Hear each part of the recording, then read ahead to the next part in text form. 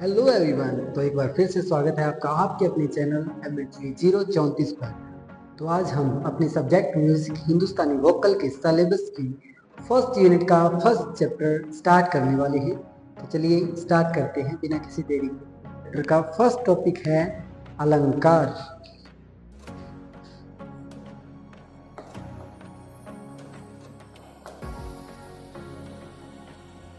अलंकार दोस्तों, अलंकार क्या होता है? अलंकार होता है किसी भी भाषा का या वस्तु का आभूषण, उसकी ज्वेलरी। किसी भी अगर भाषा की या व्यक्ति की सौंदर्य की पहचान करनी हो तो सबसे पहले उसके आभूषण से करेंगे, तो उसी को दोस्तों अलंकार कहते हैं। लेकिन संगीत में हम क्या कह सकते हैं? सबसे पहले इसकी परिभाषा करेंगे। 11th क्लास में आपने स्वर का टॉपिक किया होगा कि स्वर हमारे कितने होते हैं, कितने प्रकार के स्वर होते हैं। कोमल स्वर, तीव्र स्वर, शुद्ध स्वर, अचल स्वर, ये सब आपने किए हुए हैं। तो क्या होता है कि स्वरों का क्रमिक आरोह अवरोह अलंकार कहलाता है। स्वरों को एक सीक्वेंस में बांध के, एक सीक्वेंस में फिट करके उसका असेंडिंग ऑर्डर और डिसेंडिंग ऑर्डर क्या कहलाता है? अलंकार। स्वरों का क्रमानुसार आरोह अवरोह करना कहलाता है अलंकार। तो ये आप इसकी डेफिनेशन लिखेंगे। स्वरों का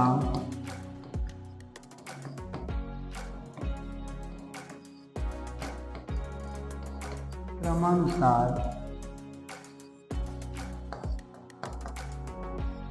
आरोह अवरोह करना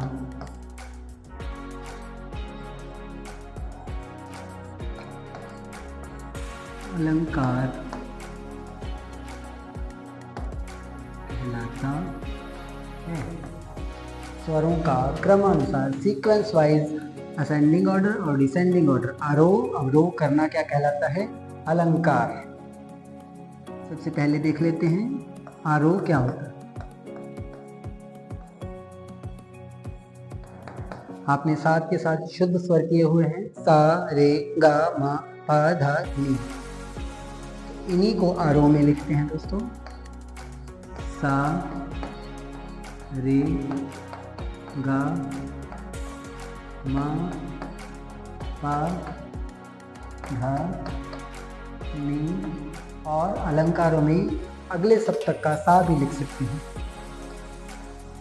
सा। तो नेक्स्ट सप्तक, जो अगला सप्तक आएगा तार सप्तक, उसका सा अगर लिखते हैं तो उसके ऊपर बिंदु आता है। नेक्स्ट सप्तक का कोई भी स्वर लिखेंगे तो ऊपर बिंदु लगाना होगा हमें।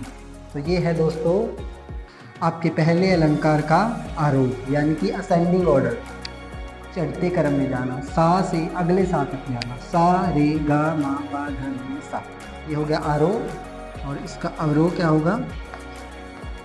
अवरोह होगा डिसेंडिंग ऑर्डर, मतलब घटते क्रम में। सा से स्टार्ट करेंगे, नी धा पा मा गा रे सा।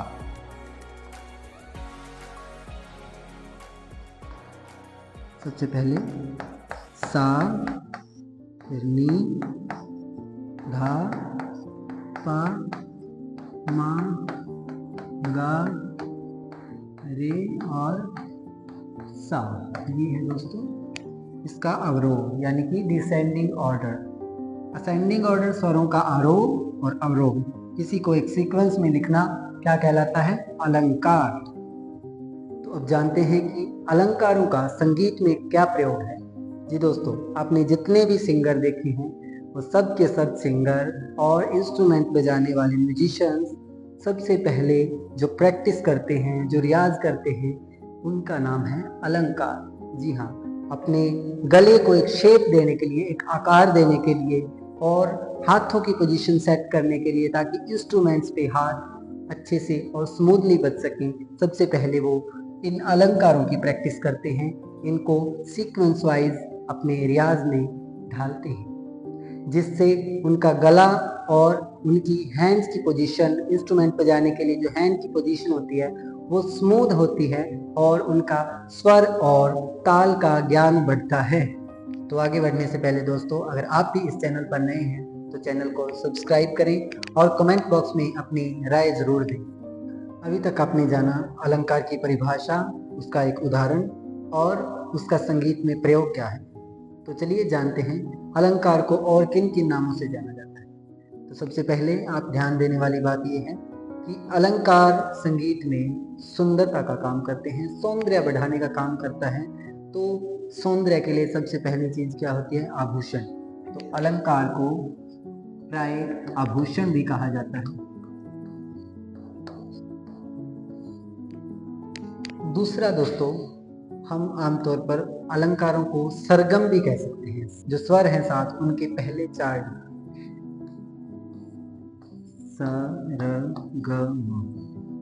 सरगम आभूषण कह सकते हैं, सरगम कह सकते हैं। और सबसे ध्यान रखने वाली बात जो कि हमेशा बोर्ड के पेपरों में आता है,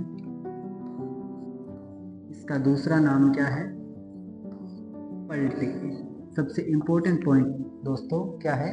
इसका दूसरा नाम है पलटे। कह सकते हैं कि इसका निकनेम है पलटे। इसको आभूषण कहकर भी संबोधित किया जाता है, सरगम कहकर भी संबोधित किया जाता है, और दूसरा नाम इसका रखा गया है पलटे। तो ये आपने जरूर ध्यान में रखना है कि इसका दूसरा नाम है पलटे। ये आपको MCQs में देखने को मिल सकता है।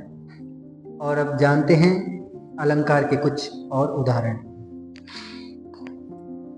सबसे पहला उदाहरण आपने देख लिया, सा रे गा मा पा धा और नी। ये था इसका आरोह।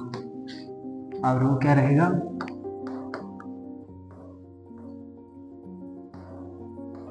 नी धा पा मा गा रे और सा।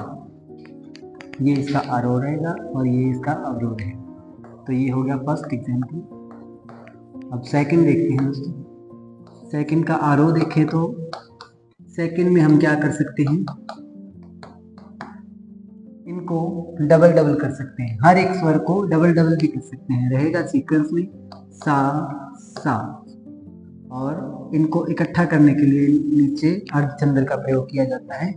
सा सा रे रे, हर एक पैर में अर्धचंद्र लगेगा नीचे। गा गा मा मा पा पा धा धा और नी। ये दोस्तों इसका आरोह और अवरोह। चलिए देखते हैं। बिल्कुल उल्टा हो जाएगा। नी नी धा धा पा पा मा मा गा गा रे रे सा सा। दोस्तों एक ऑप्शन और है आपके पास, सा से लेके आप सा तक भी अलंकार बना सकते हो। एंड में भी सा आप लगा सकते हो। अगले सप्तक का सा लग जाएगा एंड में। तो अगले सप्तक के सा के लिए सा के ऊपर बिंदु लगाया जाता है, तार सप्तक का सा हो जाएगा। तो यहाँ पर क्या रहेगा?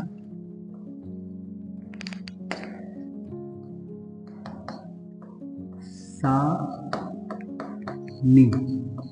तो ये ऑप्शन भी है आपके लिए। आप सरगम को पूरा भी कर सकते हो, सा से लेकर सा तक, और सा से लेकर नी तक करोगे तो भी कोई दिक्कत नहीं।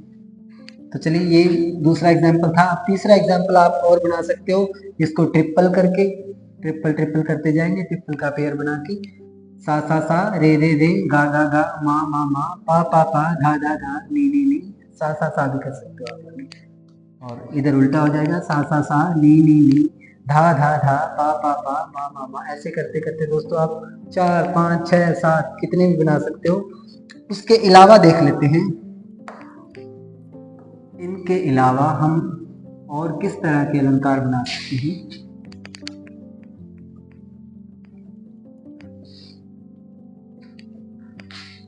इसके अलावा अगर देखें तो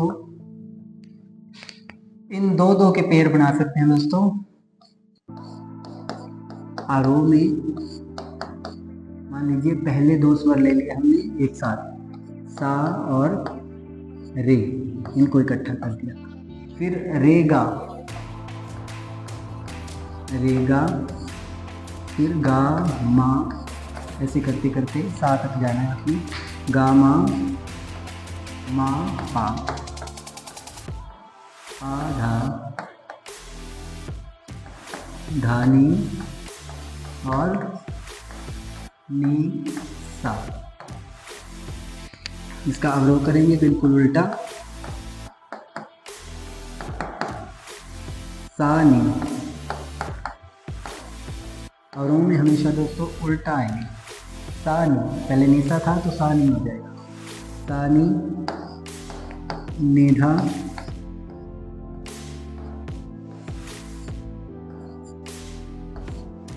धापा, पामा, मागा,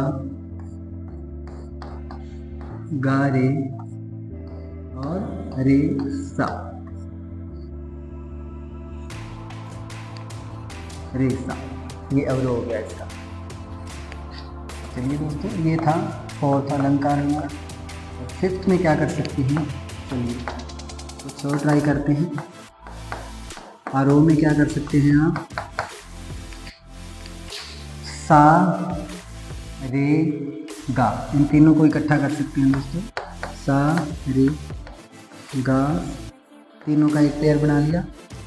रे गा मा, स्टार्टिंग से लेकर एंड तक सीक्वेंस में चलना चाहिए। परिभाषा क्या थी अलंकार की, स्वरों का क्रमिक आरोह अवरोह। तो स्टार्टिंग से लेकर एंड तक बिल्कुल एक फिक्स पैटर्न में चलेगा, सीक्वेंस में। सा रे गा, फिर रे गा मा आ गया, फिर गा मा पा, एक स्वर को छोड़ते जाएंगे, अगले को ऐड करते जाएंगे। सा रे गा किया, फिर सा को छोड़ दिया, रे से उठाया, रे गा मा, अगला ऐड कर दिया, फिर रे को छोड़ देंगे, गा से उठाएंगे, गा मा पा, फिर मा पा धा नी और धा नी सा, एंड में ये हो जाएगा गा मा पा, मा पा धा, पा धा नी, धा नी सा। ये दोस्तों हमारा आरोह हो गया। और अवरोह देखेंगे तो सा नी धा, बिल्कुल यहाँ से उल्टा चलना है हमने। सा नी धा, नी धा पा, धा पा मा, पा मा गा, मा गा रे और गा रे सा। ये दोस्तों अवरोह हो गया। तो कुल मिला के हमने 5 अलंकार अभी तक क्लियर कर लिए हैं। ये पांचों अलंकार आपने याद रखने हैं। और दोस्तों हमारे सिलेबस में अब 2-3 सालों से एक क्वेश्चन और आ रहा है कि अलग अलग ताल और अलग अलग राग में अनेक अलंकार बना के दिखाएं। 6 मार्क्स के क्वेश्चन में ये क्वेश्चन पक्का मिलेगा आपको। पिछले 2-3 साल से सैंपल पेपर में भी आ रहा है और फाइनल क्वेश्चन पेपर में भी आता है। तो वो दोस्तों टॉपिक आगे का है, जब हम अपने सिलेबस की ताल और सभी राग पढ़ चुके होंगे, उसके बाद वो अलंकार हम करेंगे लास्ट में। तब तक के लिए इतना ही। इससे नेक्स्ट जो टॉपिक हमारा रहेगा वो है कर्ण। तो चलिए कर्ण की परिभाषा करते हैं सबसे पहले। अच्छा, कर्ण का दूसरा नाम होता है स्पर्श स्वर। ये आप सभी ने याद रखना है, स्पर्श स्वर।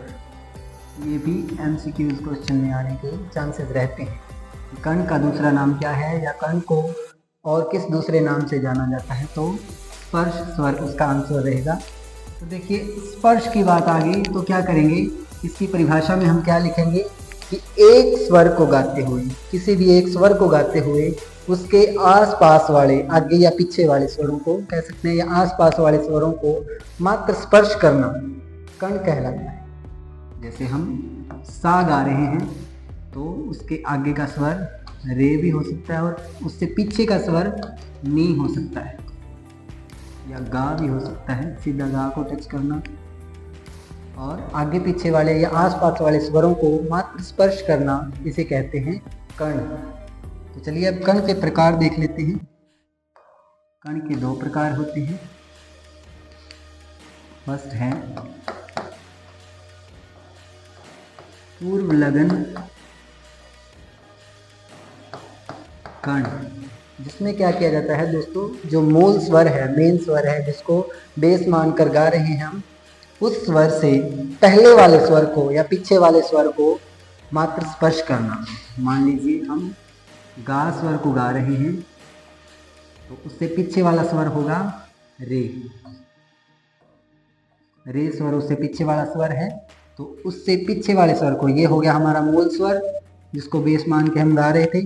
तो गा गाते गाते हमने हल्का सा रे को स्पर्श किया है, तो इसको बोलेंगे पूर्व लगन कर्ण। मूल स्वर से पहले वाले स्वर को स्पर्श करना क्या कहलाता है? पूर्व लगन कर्ण। और यही दूसरा प्रकार है अनुलगन कर्ण। ये इसका बिल्कुल ऑपोजिट रहेगा। एक मूल स्वर गाते हुए, जो भी स्वर आप गा रहे हो मेन, जिसे बेस मानकर गा रहे हो, उससे आगे वाले स्वर को स्पर्श करना क्या कहलाता है? मान लीजिए गा ही गा रहे हो आप, तो उससे आगे वाला नेक्स्ट वाला स्वर क्या है? माँ है, तो माँ को स्पर्श करना। गा गाते गाते माँ को हल्का सा टच कर लेना, स्पर्श कर लेना, क्या कहलाता है? अनुलगन कर्ण। ये बढ़ते हैं हमारे थर्ड टॉपिक की ओर, जिसका नाम है मींड। सबसे पहले इसकी परिभाषा देख लेते हैं।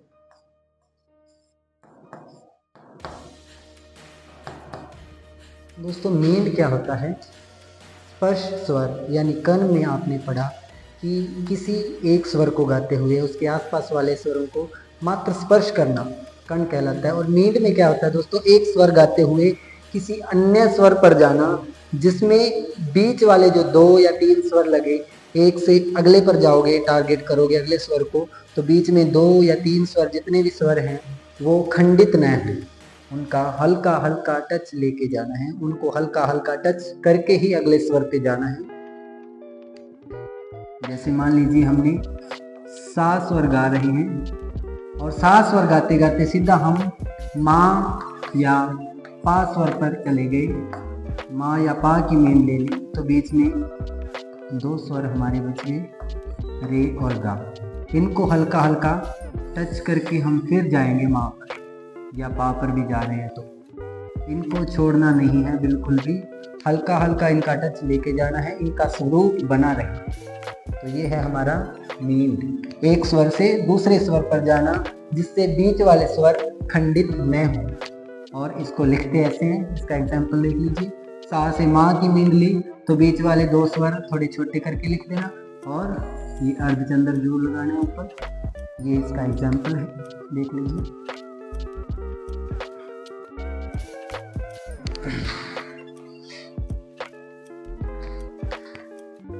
और नेक्स्ट टॉपिक है हमारा मुर्की।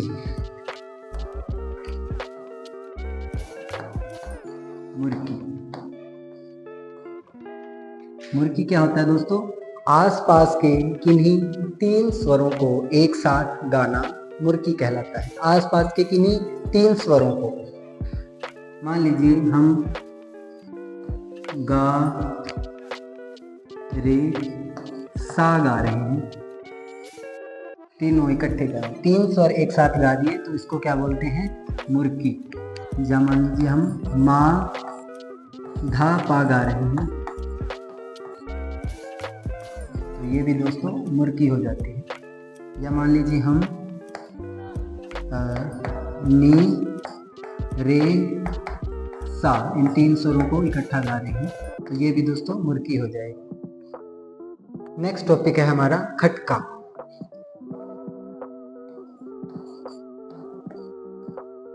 तो मुर्की में आपने देखा कि आसपास के किन्हीं 3 स्वरों को एक साथ गाना मुर्की कहलाता है। तो खटका में 4 स्वरों का प्रयोग किया जाता है। आसपास के किन्हीं 4 स्वरों को एक साथ गाना क्या कहलाता है? खटका।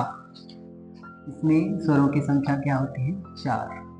मान लीजिए हम बोल रहे हैं नी रे सा या सा नी रे सा, इन 4 स्वरों को गा रहे हैं तो इसको बोलते हैं खटका।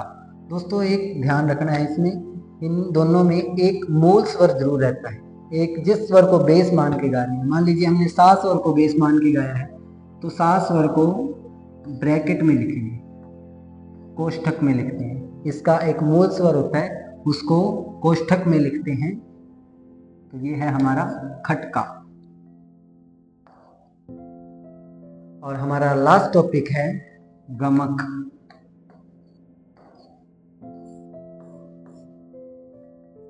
गमक क्या होता है दोस्तों?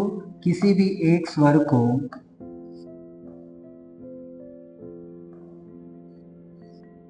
किसी भी एक स्वर पर बार बार अपने हृदय से प्रहार करके गंभीरता पूर्वक गाना। एक स्वर को बार बार गंभीरता पूर्वक हृदय से प्रहार करके गाना क्या कहलाता है? गमक।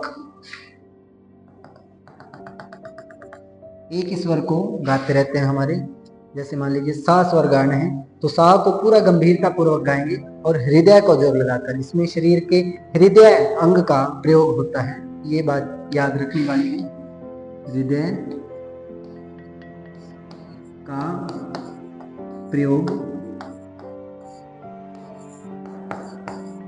किया जाता है। ये आपसे पूछा भी जा सकता है कि गमक में शरीर के किस अंग का प्रयोग किया जाता है, तो उसका आंसर होगा हृदय। और इसके प्रकार अगर देखें हम दोस्तों, उत्तर भारत में गमक के 15 प्रकार माने गए हैं, या संगीत रत्नाकर के अनुसार देखें, कई ग्रंथों के अनुसार अलग अलग मत भी हैं, कईयों ने 20 प्रकार भी मान रखी हैं और कईयों ने 21 भी मान रखे हैं, लेकिन उत्तर भारत और संगीत रत्नाकर के अनुसार संगीत के 15 प्रकार हैं। पंडित शारंगदेव जी के अनुसार भी गमक के 15 प्रकार हैं, तो ये आपने याद रखना है। तो चलिए एंड करने से पहले आपको एक सॉन्ग सुना देता हूँ। मेरी चाहते तो फिजा में बहेंगे, जिंदा रहेगी होके फना, तनननदुम तनननदुम तनननदुम तनननदुम, तान देरे देरे ना मेरे ढोलना सुन, मेरे प्यार की धुन, मेरे ढोलना सुन, मेरे प्यार की धुन, मेरे ढोलना सुन। मिलते हैं अगली वीडियो के साथ, तब तक के लिए राम राम।